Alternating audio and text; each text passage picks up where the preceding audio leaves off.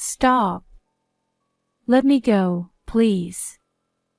Late one night, while visiting my in-laws, I was suddenly dragged into a storage room by my single brother-in-law. His breathing was heavy, and when I resisted, he covered my mouth and pinned me down. Don't make a sound. Do as I say. I couldn't defy my brother-in-law, who whispered those words with such an intense expression. Then, 3 minutes later, I heard my husband's voice and that of a large group of people outside. Paralyzed with fear and unable to call for help, I prepared myself for the worst, uncertain of what would happen to me. My name is Amanda, I'm 29 years old, and I work as a nurse at a hospital in New York while living with my husband. I met my husband, John, through a matchmaking service. I've heard that I'm compatible with Virgo women. I'm so glad I met you, he said when we first met. I thought he was a bit odd at the time, but otherwise, there was nothing particularly concerning about John. He was a kind-hearted salaryman working for a well-known company, and after dating for a year, we got married. John's family home was in a remote mountain village where they ran a large-scale agricultural operation with their relatives. His family was apparently well-respected in the area, with his mother, the family matriarch, in a position to oversee the extended family. Even so, since they lived far away and my in-laws were always kind to me, I liked them. Since our marriage, we occasionally visited John's hometown together, maintaining a comfortable distance in our relationship. It was during our second year of marriage when it happened. I wasn't feeling well, so I went to the hospital for a checkup and found out I was pregnant. When I told my husband, he was overjoyed, jumping up and down. "Amanda, I'm so incredibly happy," he said as he hugged me, and I was enveloped in happiness. John immediately said, "We have to tell my parents."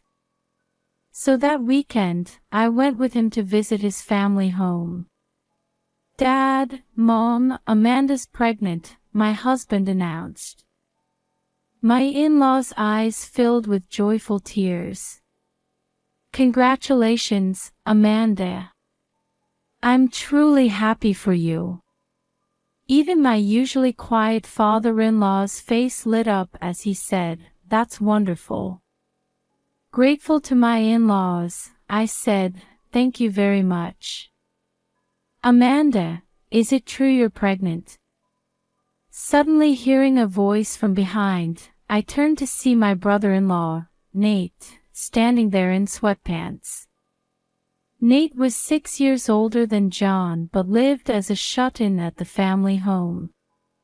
With his unkempt hair and somewhat unclean appearance, he looked at me in surprise. "Yes, I'm pregnant." Suddenly being addressed by my brother-in-law, who hadn't even come to our wedding and with whom I'd never really spoken, I was flustered. Upon hearing my response, Nate's eyes widened, and he immediately returned to his room. Oh my, Nate didn't even offer congratulations. "He's a recluse who's out of touch with the world, Amanda, don't mind him." "That's right. He's always been odd. Just pretend he's not there." My husband and mother-in-law tried to smooth things over, but I didn't feel good about it. Ever since I married into the family, whenever I visited, Nate would stare at me with dark eyes, and I found him creepy. It wouldn't be an exaggeration to say I felt disgust towards Nate. That day, we returned home after saying goodbye to my in-laws. Soon after, my morning sickness began, but John was attentive and supportive. He even came with me to prenatal checkups, rejoicing with me as we confirmed that the baby was growing healthily. My husband was so protective of me, it was almost excessive. Don't push yourself at work. It's not just your body anymore. I've talked to your workplace about giving you lighter duties, so don't worry. I was looking forward to the day I would give birth to our child. A month after our visit to the in-laws, John said, "Hey Amanda, let's go to my parents' place next week." I hesitated to respond. I still had some morning sickness and wanted to go to work, so I initially refused. However, John persisted. "There's a local festival happening.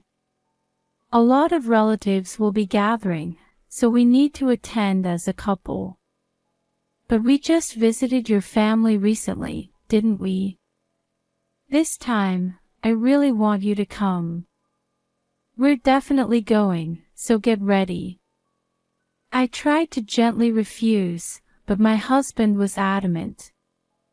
Then, I received a call from my mother-in-law. "Amanda, we don't intend to make you work in your condition.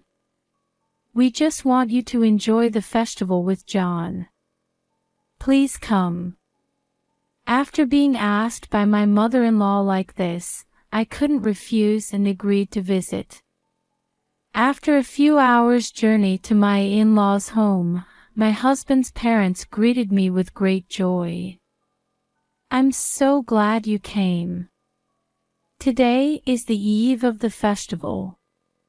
Eat plenty." The table was laden with my favorite foods, and I received lavish hospitality. "Tomorrow, relatives will gather, but you don't need to do anything. Just enjoy the festival." When I looked at my husband, he was smiling kindly, and I felt relieved. Although I had been reluctant to come, I thought it was good that I did. Looking forward to tomorrow, I fell asleep in the guest room bed. How many hours had passed? As I slept, I was suddenly awakened by a strong force pulling my arm. I was dragged into the storage room opposite the guest room. When I confirmed who was pulling my arm in the darkness, a chill ran down my spine. It was my reclusive brother-in-law. Locked in the storage room, I came to my senses. "Stop! Let me go!"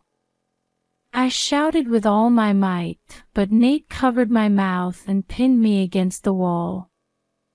Sensing a threat to my chastity, I struggled desperately, but my brother-in-law's strength was too great for me to escape. "Don't make a sound. Do as I say." With my mouth still covered, I managed to nod somehow. Then, about 3 minutes after I had been locked in, I heard the voices of my husband and many relatives outside. Although I wanted to call for help, I judged it dangerous to defy Nate and held my breath. After the presence of the crowd faded and it became quiet, Nate stared at me intently. "Just be quiet and follow me." I was made to carry a bag with my valuables, and as I followed him through the back mountain, there was a car prepared in an open area. As he got into the driver's seat, I also got into the car as instructed. "What's going on?" Then he opened his mouth and began to tell me something terrifying. Unbelievable. I trembled with fear and anger. 3 days later, I was brought back to the village by Nate, and we opened the front door of my in-laws' house. "Amanda, where have you been? I called you so many times, but you didn't answer. Don't just disappear like that." As soon as we entered, John came to the entrance and suddenly yelled at me. It might have been understandable since I hadn't been able to return his many calls that day. My in-laws looked shocked at the sight of Nate standing next to me. "You've been with Nate for the past 3 days. What's going on?" Nate and I entered the house and faced them in the living room. "Hey! Don't just stand there silent, say something. What's going on here? Why are you with Nate?" I took something out of my bag and placed it on the table. "John, please divorce me." "Huh?" My husband and in-laws stared wide-eyed at the filled-out divorce papers I had presented. "Hey, why are you suddenly talking about divorce? I've been kind to you. I've been a good husband, right?" I looked straight at John as he said this with furrowed brows. "I know everything now. You don't need to act anymore. Who did you call a sacrifice?" Actually, when Nate had pushed me into the storage room and I was holding my breath, I faintly heard a conversation. It was my husband and relatives saying, "The sacrifice has disappeared. Find her. You definitely called me a sacrifice. Furthermore, Mother, you ordered the relatives to make me sniff some chemical, tie me up, and bring me back, didn't you?" As I calmly stated this, my in-laws and John began to shift their eyes nervously. "Huh? What are you talking about? Were you dreaming?" "That's right. You're saying strange things, Amanda." At this point, I looked at them straight on. "I heard from Nate about your family's God worship. While we were escaping by car, Nate told me that his parents and relatives worshipped a god. Apparently, when the harvest was good, they would hold a festival as a blessing from the god and make offerings of the harvested crops. However, in years of poor harvest, they would make a different kind of offering to pray for a good harvest. When I asked, "What's the offering for years of poor harvest?" his face clouded over. "It's a pregnant Virgo woman. They believe that if they offer that sacrifice, there will be a good harvest." When he said this, I gasped. It was an unbelievable story, but from the unusual behavior of my husband, in-laws, and relatives, it was clear that Nate wasn't lying. This year's harvest was the worst in recent years, right? "So you were trying to sacrifice me." When I confronted them, John continued to deny it. "You've been fooled by Nate. There's no way we would do such a thing." Then the next moment, Nate took out a voice recorder and played it. "This year's poor harvest is serious. Maybe the god is angry. We need to make an offering quickly. In that case, I'll offer my wife Amanda. She's a Virgo and pregnant." As expected of John. "You're thinking well of the family. Then let's aim for the middle of the night when we bring her next time." That voice recording was of my husband, his parents, and relatives planning how to capture me. Upon hearing this, John and his parents turned visibly pale. "You were recording without permission." My husband lunged at Nate, trying to snatch the voice recorder. But Nate nimbly dodged and silently glared at John and his parents. I contacted the matchmaking service. "I heard that you were quite particular about Virgo women. You intended to make me a sacrifice from the very beginning of our marriage, didn't you?" When I pressed him, my husband finally dropped his pretense and laughed. "If there hadn't been a poor harvest, I intended to stay married to you. But since it happened, it's only natural that I offer you. Do you realize what you're saying?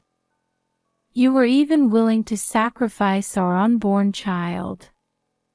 It's necessary for the sake of this family. There's no helping it. Where had my kind husband gone? The John before me now wore an evil smile, completely steeped in the family's traditions. God. I have no intention of becoming a victim of such a ridiculous belief. I'm divorcing you and running away. Hurry up and sign the divorce papers. When I shouted this, my mother-in-law's eyes bulged. How dare you mock our God? You worthless woman. My father-in-law and husband stood up and grabbed my arms from both sides. The offering ritual isn't over yet. We'll make you a sacrifice right now. As they held me down, my mother-in-law approached me with a cloth that seemed to be soaked in some drug. But the next moment, a voice shouted, "Don't move," and detectives burst in. My husband and in-laws, surprised by the sudden police intrusion, froze. Nate and I had told everything at the big police station in town. Today, I was escorted by the detectives. Investigations are also underway in the neighboring areas. At my words, my mother-in-law's eyes widened as she looked at Nate. You talked to the police? Yes, I told them everything. Including how my fiancé was made a sacrifice. What he had told me that day wasn't just about their beliefs. Apparently, during the year of poor harvest 10 years ago, his fiancée had been sacrificed by the family. At that time, Nate had tried to save her, who was carrying his child, but he was locked in the house and didn't know where to go. He cried as he told me this. It was losing his fiancée that caused Nate to become mentally ill and withdraw from society. I regretted not being able to save her.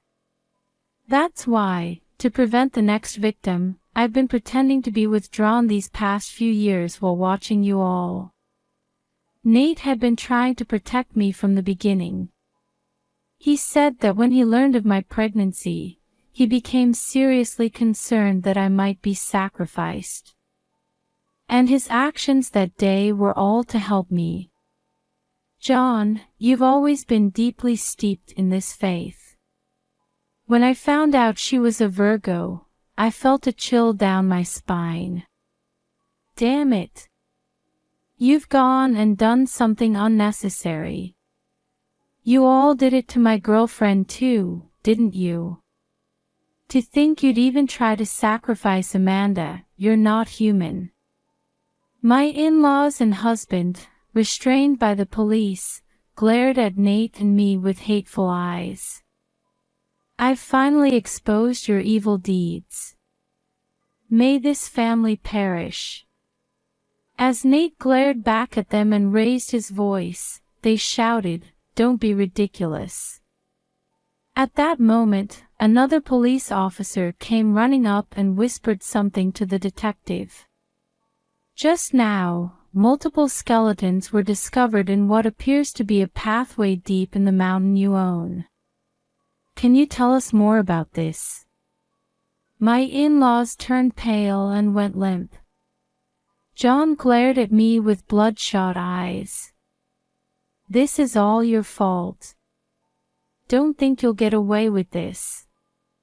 I won't forgive you for sacrificing so many lives for your absurd beliefs. Quietly submit to arrest and atone for your crimes. I threw these last words at him. Afterwards, my in-laws and husband were taken away, still shouting something. When I glanced at Nate, he was just silently crying. Later, a police investigation revealed that their family had been conducting these rituals for over 100 years. It became clear that when there were no women in the family who met the conditions, they would abduct someone from elsewhere to use as a sacrifice. One of the skeletons found was identified as Nate's missing fiancé, and my in-laws, John, and the relatives involved in that incident were all arrested together. This case was widely reported, and it's certain that the house they had protected will now fall into ruin. My in-laws and husband will live behind bars and won't be coming out for a long time.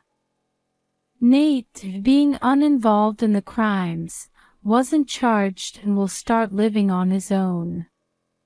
He spoke somewhat sadly about how he would live from now on, remembering his fiancée. As for me, my divorce from John was finalized, and I moved back to my parents' home.